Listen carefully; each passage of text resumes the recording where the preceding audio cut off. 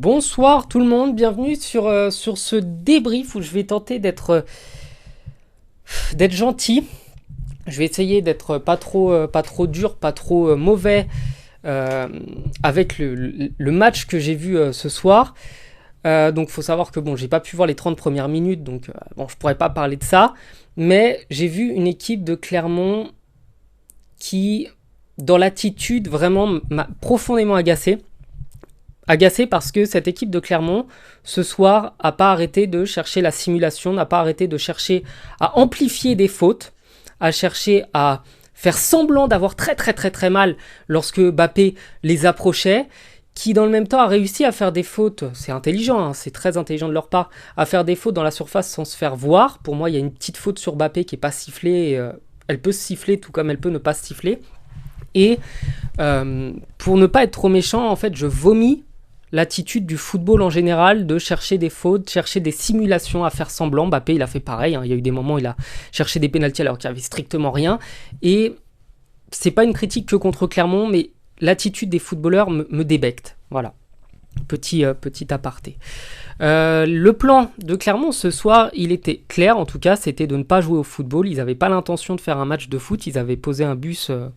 Ils étaient à 9 dans la surface et ils attendaient que ça passe.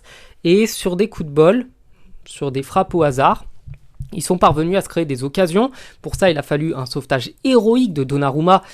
Ça aussi, hein, le gardien de Clermont a été héroïque ce soir. Les deux gardiens sont vraiment à saluer, vraiment à applaudir des deux mains parce que c'est grâce à eux qu'il n'y a pas eu de but. Donc on aurait aimé qu'ils soient un peu moins bons et avoir plus de buts sur le terrain. Mais bon, c'est un très bon match de leur part. Et quand je dis ça, en fait, c'est que Clermont, la seule occasion, la grosse occasion qu'ils ont eue, c'est une frappe pourrie, où le mec, genre, il tape la balle et fait des rebonds pourris dans le sol en étant détourné. C'est une frappe, mais lamentable, hein, c'est horrible à voir, qui permet de faire une passe quasiment décisive, à bout portant. L'attaquant clermontois, il doit marquer 2 fois, et c'est 2 fois des sauvetages de Donnarumma, comme je l'ai dit. Et en gros, si je vous parle de ça, c'est parce que leur plus grosse occasion, c'est un coup de bol. Alors oui, ils ont créé beaucoup sur des contre-attaques, il y a eu beaucoup de contres, mais ce qui moi m'a agacé, c'est qu'il n'y a pas eu de jeu. Il y a eu des contres, il y a eu quelques occasions de but, mais il n'y a pas eu de jeu. Et moi, je suis un grand amoureux du jeu. C'est-à-dire que c'est comme ça, il y a des gens qui vont trouver le jeu de l'Atlético Madrid parfait, moi je le trouve ignoble. Il y a des gens qui vont trouver que Clermont a fait un match parfait, moi j'ai trouvé que c'était moche. C'est que mon avis. Mais dans le même temps, pour ne pas tacler que les Clermontois, si les Clermontois ont réussi à se créer des occasions, c'est avant tout parce que défensivement, les Parisiens sont mauvais. Il y a une faiblesse abyssale, enfin il y a un manque de niveau abyssal dans cette défense. La défense parisienne est beaucoup trop lente. Je pense qu'il ne faut jamais aligner sur le terrain Skriniar et Danilo. Il n'y a pas de vitesse, c'est comme ça. On n'arrive pas à jouer avec eux. Ils sont trop lents, même s'il y a Marquinhos. Bah c'est trop lent en fait, c'est trop lent et ça crée beaucoup de place pour les attaquants adverses. Évidemment, il y a le match contre Newcastle qui va arriver, donc ça évidemment je parlerai de ça plus tard, mais une lenteur pareille dans la défense, c'est pas normal, c'est pas acceptable. Il nous a manqué, je pense, trop de vitesse. Même Hakimi n'a pas fait un match extraordinaire, il n'y a pas eu d'appel dans la profondeur, j'ai pas l'impression. Et autre point noir, c'est le milieu de terrain parisien. Et comme d'habitude, celui qui n'a pas été bon ce soir, c'est Vitinha, et si je dis comme d'habitude, c'est parce que quand il n'y a pas Ugarte avec lui, il est systématiquement faible, il est systématiquement mauvais. Donc c'est un fait, c'est comme ça. Ugarte doit jouer avec Vitinha, Vitinha doit jouer avec Ugarte, même si bon, je pense qu'Ugarte peut se passer des autres, mais Vitinha ne peut pas se passer d'Ugarte au milieu de terrain, c'est pas possible. Systématiquement, les matchs où Ugarte n'a pas joué, Vitinha était moins bon, Vitinha était pas bon en fait. Et on voit que c'est une constante. Vous retirez Ugarte, Vitinha n'existe plus. Donc, le choix de le mettre sur le banc, de le reposer, je peux comprendre. Il y a la Ligue des Champions qui arrive, mais il ne faut pas oublier qu'il y a aussi le championnat qui est là toutes les semaines, que ce PSG n'a pas d'avance au championnat, que ce PSG peut même avoir, je crois, 4 ou 5 points de retard sur le premier de Ligue 1. Ça reste que Brest. Il y a Nice qui n'a pas encore joué, qui est à égalité, je crois, avec le PSG, et qui est une belle équipe, honnêtement, qui fait des beaux matchs. Ce PSG n'a pas le championnat gagné. Alors peut-être que le but d'Enrique, c'est de se dire on va mettre en place quelque chose et on va attendre. Mais le problème, c'est que la Ligue des Champions, certes, c'est quelque chose d'important, on le sait. Le beau jeu, ça, je suis le premier partisan de ça. Mais il faut aussi un petit peu des résultats. Et je pense que parfois, il faut savoir mettre des joueurs, même si voilà, il aurait sorti Ugarte à la 50e minute, ça allait. Parce qu'il faut penser à ce championnat. On débriefe la Ligue des Champions, on parle de Ligue des Champions, on débriefe le championnat, on parle du championnat. Et cette faiblesse, en fait, elle se répercute dans tout le reste du jeu. C'est-à-dire que là où tout a fonctionné contre l'OM, et bah rien n'a fonctionné contre Clermont ce soir.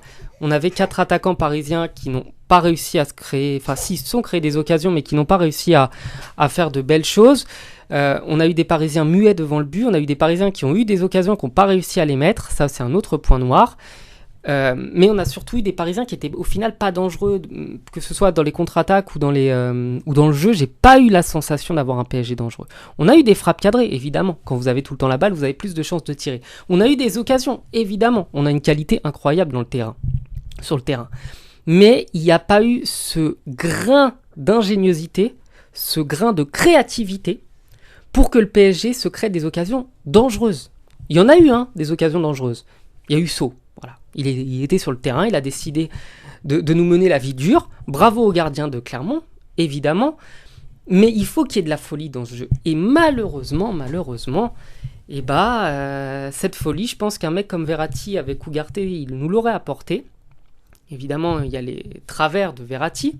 Neymar aurait apporté de la créativité. Évidemment, il y avait les travers de Neymar. Et en fait, dans cette équipe, on ne peut pas se permettre d'avoir juste des joueurs qui jouent bien. On doit aussi avoir des joueurs qui jouent bien et qui créent. Je trouve que c'est ça qui est assez dramatique dans le jeu du PSG, c'est qu'on a des joueurs qui jouent bien, qui font un beau jeu sur le terrain. C'est agréable à voir. Mais il faut surtout que ces joueurs-là, ils soient créatifs, ils soient ingénieux, que ces joueurs-là parviennent à inventer des choses. Malheureusement, en dehors d'Ugarte, elle n'est pas capable de créer. Elle n'est pas capable d'être juste magique, en fait, d'avoir ce grain de folie qui fait qu'on se dit « Oh là là, mais où il est allé chercher ça ?» Malheureusement, c'est pas le cas. On n'a personne qui est capable d'inventer des choses. Et je pense que ça va nous porter préjudice. C'est pas possible, en fait. On peut pas tenir comme ça, à faire des matchs nuls une fois sur 2, à perdre une fois sur 4, à gagner de temps en temps. Non, on peut pas, en fait. Alors, hier, l'an dernier, on se plaignait du fait que le PSG parvenait à gagner sur des individualités et sur des coups de génie des 3 de devant. C'est vrai, c'était pénible, il n'y avait aucun jeu, c'était insupportable. Mais il nous faut aussi des résultats. Et malheureusement, je suis terrifié à l'idée de le dire, mais l'an dernier, le PSG, à la même période, il était premier de très loin dans ce championnat. Et il n'y a pas de secret, en fait. Il faut inventer, il faut créer, il faut faire de belles choses, et ça viendra. Ça viendra ensuite. Donc voilà, je suis forcément très déçu, je suis très agacé aussi qu'on n'arrive pas à marquer. On a eu des occasions, on n'a pas réussi à marquer. Bon, c'est pas terminé, mais faudrait quand même qu'on gagne ce championnat et faudrait qu'on arrive à se mettre à l'abri, parce que c'est pas quand il faudra aller grappiller des points en championnat pour être champion que on pourra mettre des joueurs de côté en Ligue des Champions en se disant bah non, il faut quand même qu'on gagne le championnat. Faut maintenant se fatiguer en championnat pour demain être tranquille en Ligue des Champions. Voilà, c'est le mot de la fin. Je vous souhaite de passer une bonne journée, une bonne soirée. Je vous dis à bientôt sur la chaîne. Ciao.